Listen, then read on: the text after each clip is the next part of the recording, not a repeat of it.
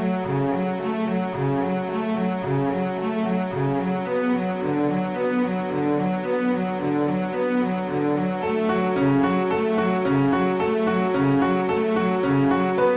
everybody, welcome back to another episode of Card Talk, a podcast where we spend just a little bit of time talking about cards from Lord of the Rings, the card game. I'm your host, Dave Walsh. And I'm Ted Bannock, and I love talking about cards. And today's episode is going to be, I'm going to classify it as strong. Yeah. And I think we're going to come in with some swift card reviews.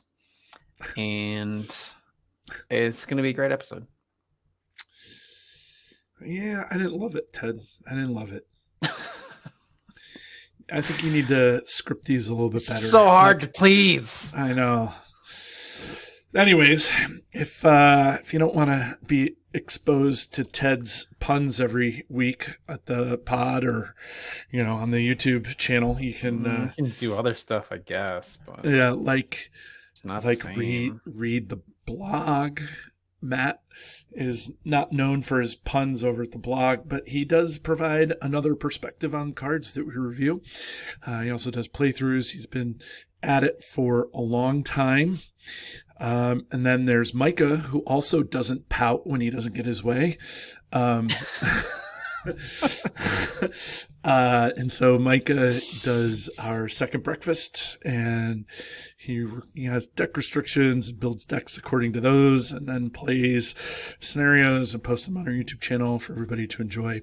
Lastly, we do have a Patreon where if you want to help us out, keep us going, keep the lights on here at the pod, you can do that. The deadline for this year's swag has long since passed, but you're more than welcome to just help us out.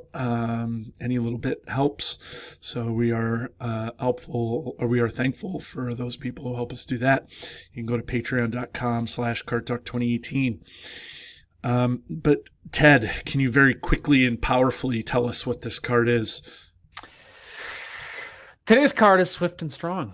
It is a event. It's a tactics event.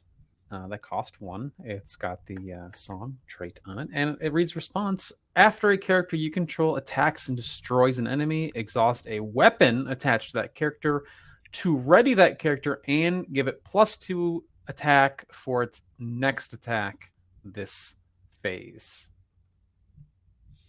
Pow. Right.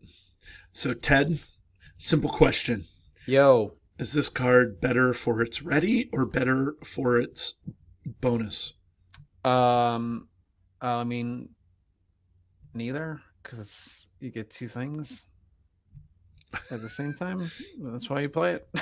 Well, it's like Flame of Honor, right? Like to get a ready, you pay the 1 to get the ready, but you also get an attack bonus, right? It's true. It's kind of similar in that sense. Different conditions to it. Yeah. The ready is probably stronger. Although the thing is, the ready part of it is Flame of Arnor. You can do it at any time. So you can actually use it to like ready to defend twice, which I've had to do. Right. I've had to holy crap, I need to burn Flame of Arnor to defend again. Right. And this card, you can't do that. You can only ready after you attack and only after you destroy an enemy.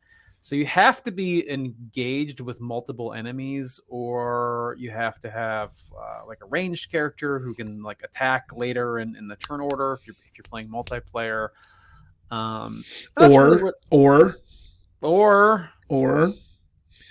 I'm thinking of a hero. I mean, if they have an action on them, like their name starts with Grim. Grim Aragorn. Yes. So Aragorn is actually my favorite target for this card as Tactics Aragorn, because his abilities, after he attacks and destroys an enemy, you get to engage another enemy from the staging area or another player.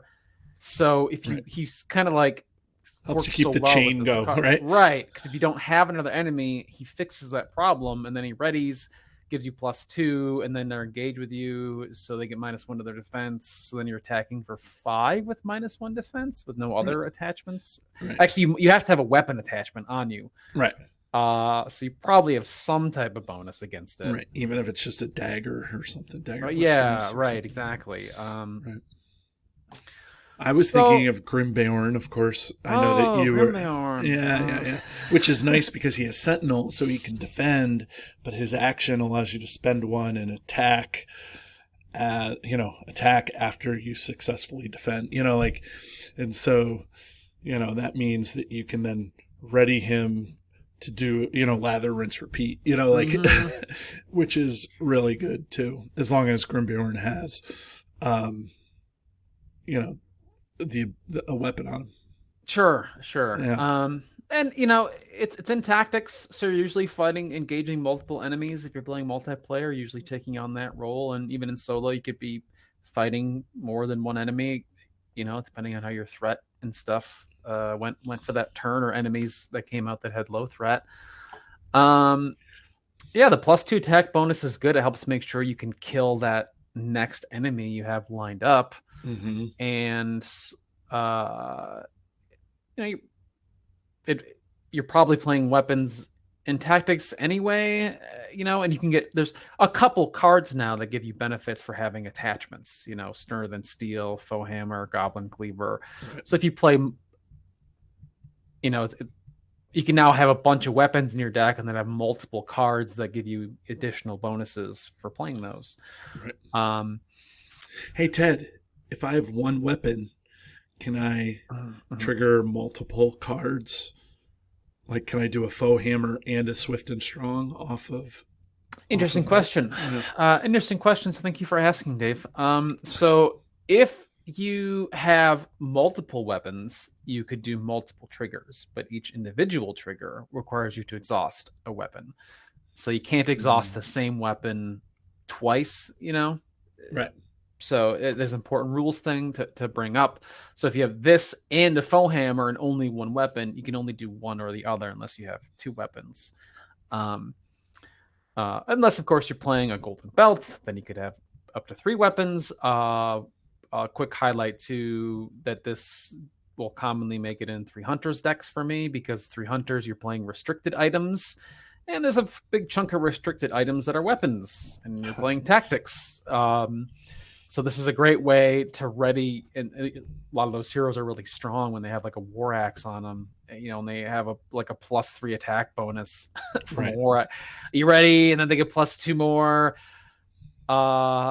So really great for 3 Hunters, but really just any tactics decks you're running weapons on. Most weapons you don't have to exhaust for their bonuses.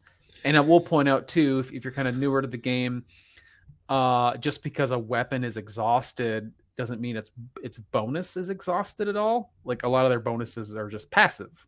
Right.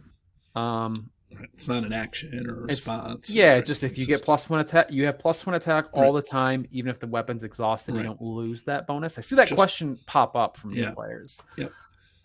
Just merely having the weapon with you is what you need. Doesn't matter what state it's in.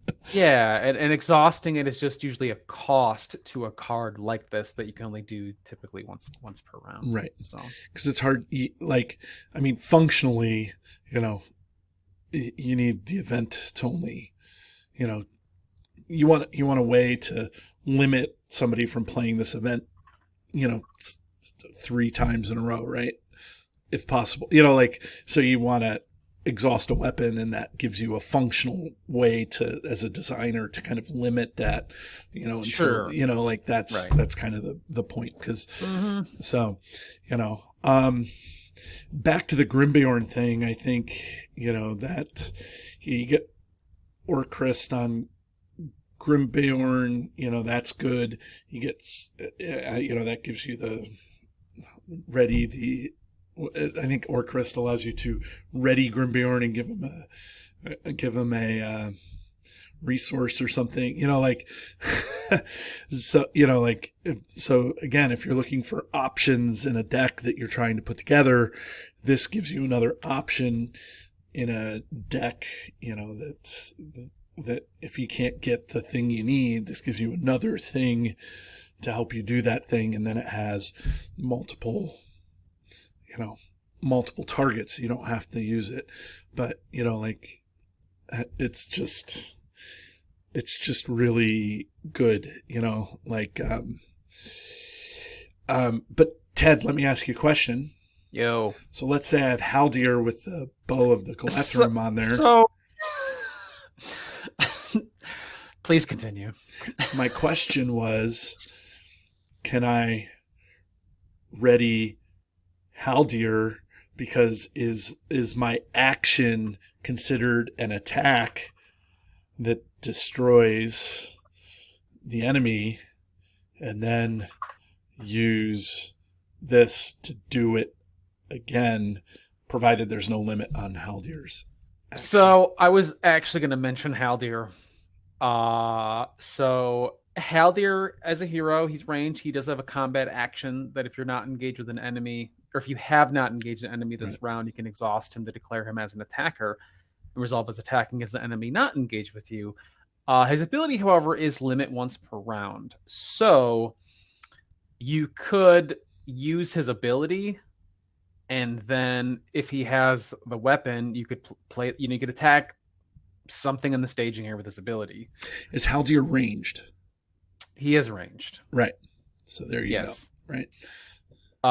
So he's still a great target for this card because he could use his ability and then ready and get +2 and then make a ranged attack depending on turn order against another enemy that is engaged with somebody else. Or if you had an enemy that was with you that carried over from last round, that actually lets him trigger his ability if he didn't engage an enemy the same round. So he could fight and kill the enemy engaged with you and then trigger his ability. Like, he's a great target because you can mix his ability with this card to get as a bonus on his ability. So okay, so what about Leadership Amber? Spend 1 to attack the staging area. Is that limited as well? I think so, because it's his ability triggers after he commits to the quest. I think it's a response.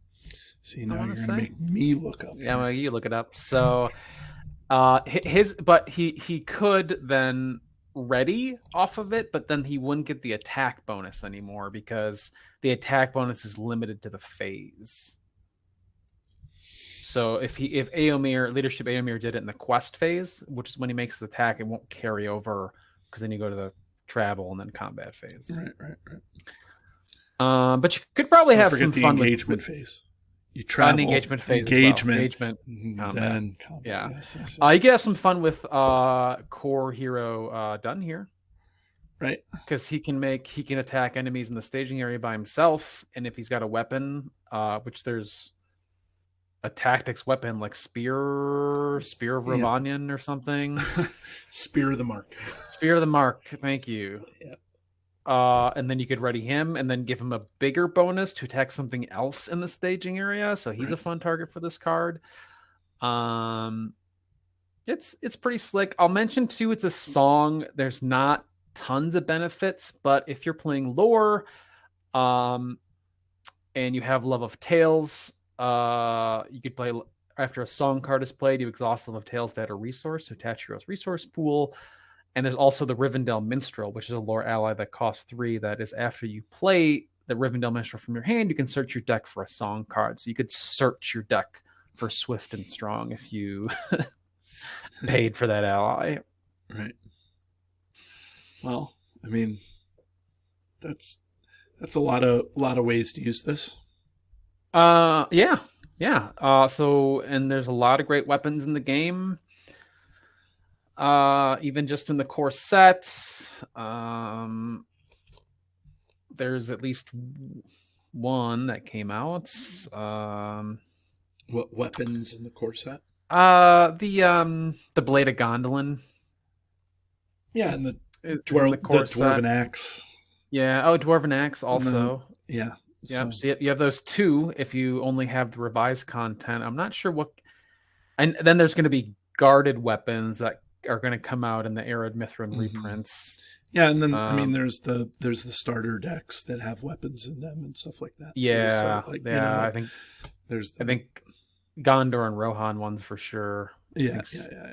So what I appreciate about this card more than anything, and you know, I don't play this card a lot of times. Again, solo, it's less likely for this to fire with two heroes, and if you're playing solo and or not two heroes, but two players, no, less likely to fire having two enemies. In know, like that you need to do something deal with in solo and play. Yes, my guess is that if you're constantly up against two enemies, this isn't the solution for you anyways. You know, like so, you know, what I appreciate about this card more than anything as a solo player is that this gives those players who are playing tactics an option to kind of continually attack without having to splash other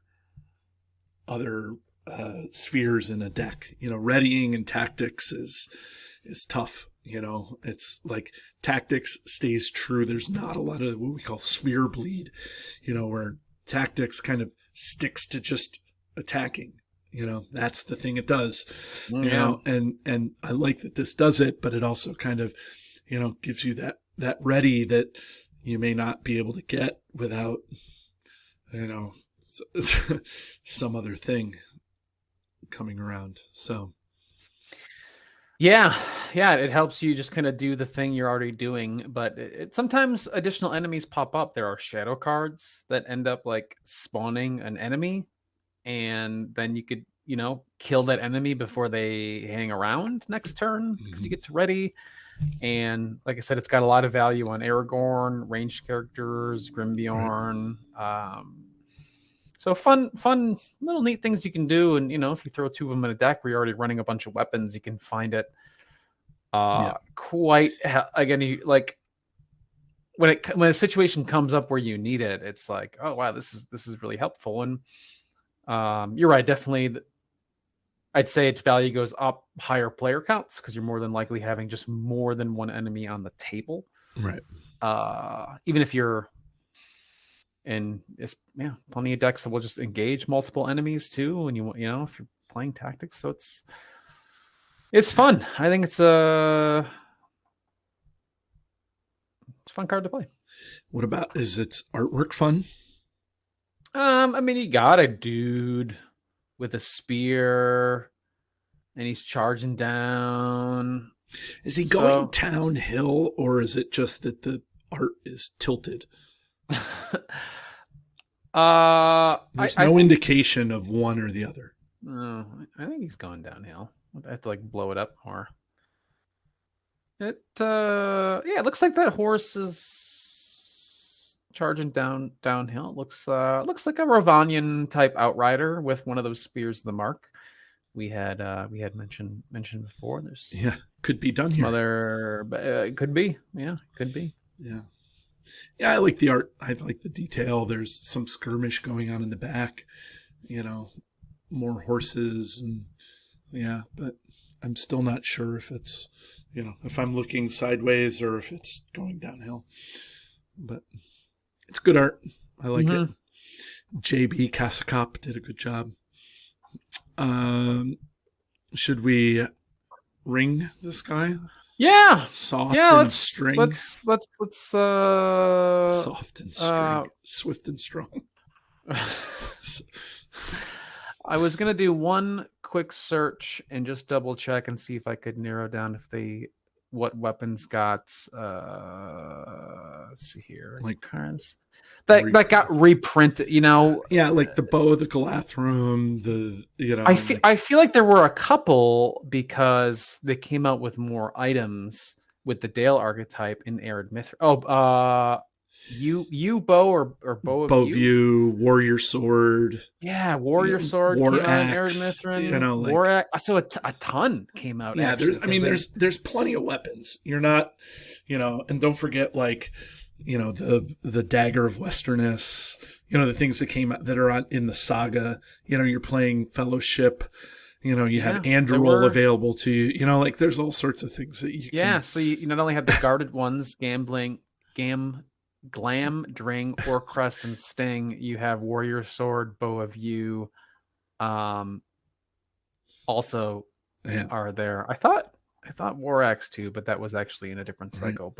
But yeah, warrior sword and bow of view are both great. Oh, And War because Axe isn't in this. Oh, no, it was in the Vengeance of Mordor cycle yeah, with the because bow yeah. bow of view is stale in warriors, and warrior sword is tactics or warrior Right. characters.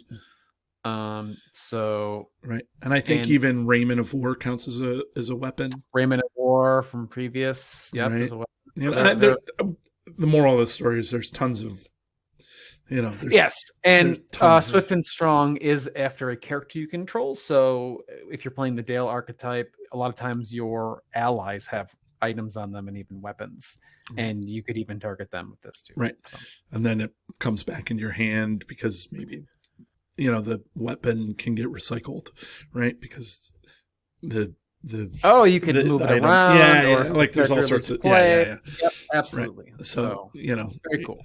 Yeah, yeah. very cool stuff. Yeah. Okay, But anyway, should we ring this let's guy? ring it up. Okay. Let me Swift and String. String. Okay. For anybody who may be new to the show or maybe have forgotten, we have a highly scientific yet arbitrary system where we rank a card on a scale from 1 to 10, where 1 is the one card to rule them all or one of the best cards in the game, and a 10 is the card that we throw back into the fiery chasm from whence it was made, or not a very good card. So Ted went first last episode. So I'm going to go first this episode. Yeah. So, Yeah, what do you think? I mean, I kind of foreshadowed what I was going to say here. So I will, just very quickly summarize and say that, as a solo player primarily, this card is not, I do appreciate its place in the card pool, but, I don't play, I don't play it often. I have played it when I've, in my saga campaigns with other people, and I do like it, but it's not the solution that solo players need as much as some of the other tactics cards. Like typically the solution is just give me another 1 cost Dagger of Westerness on this, and usually I'm okay. And so Sure. it's but it can get you out of a jam. I'm not discounting its value in those respects, but because of that, the ready is important, but because I think it's more of a, for me as a solo player, I think it's got to be like a 7. Sure, and I could understand that with less enemies spawning, and then I think Ranged means nothing playing solo, and right, so a right, lot of targets are reduced that way. So yeah, but fun Grimbeorn always, fun Tactics Aragorn, because you can pull things. You Tactics Aragorn, you just pull things that are not engaged with you, right? Like it doesn't have to be engaged with somebody else. You can pull things from the staging area and stuff. So there's all sorts of things, but there's a few things, not all sorts of things. So yeah, yeah. There's a few, and as soon as you hit even just 2-player count, this card I think gains significant value, and like you said, playing weapons and tactics is something you're gonna just kind of naturally do to boost the strength of your heroes.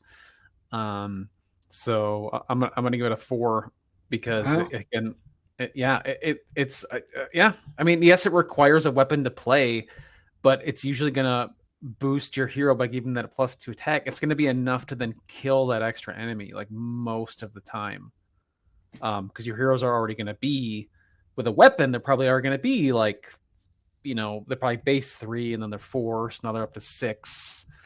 Maybe even higher. You have multiple weapons, or you have something that gives you a bigger bonus. So it'll just propel you into doing the thing that you're already kind of doing more. Right. You're like, that thing that's a problem. It's not a problem anymore. For one or it's resource. at least less of a problem, right? Yeah, certainly. I like problem-solving cards, and I think this is one of them. So there you have it. I can see that. Okay, well, everybody, watch for us next week as Ted gets all the card review wrong. So, and his ring rating stinks. That's on next week's episode, but maybe not this week's. Okay, everybody, have a great day. Do you love the content? Here's what you can do to stay connected. Become a patron. The money collected through Patreon goes into keeping the lights on here at the podcast. We love our patrons, and you can join at many different levels. Visit patreon.com/cardtalk2018. You can subscribe to us, whether you're watching our YouTube channel or you're listening to us in your favorite podcatcher. Hit the subscribe button to get notifications of all our new episodes. Didn't know we were an audio podcast? Find us by searching Card Talk to get access to our 120 plus regular episodes. Didn't know we were a video channel? Find us by searching Card Talk LOTR LCG on YouTube. And there you can find not only our regular episodes, but you can find our bonus playthroughs and other content related to the game. Want to get a hold of Ted, Grant, or myself? Feel free to email the podcast at cardtalk2018@gmail.com.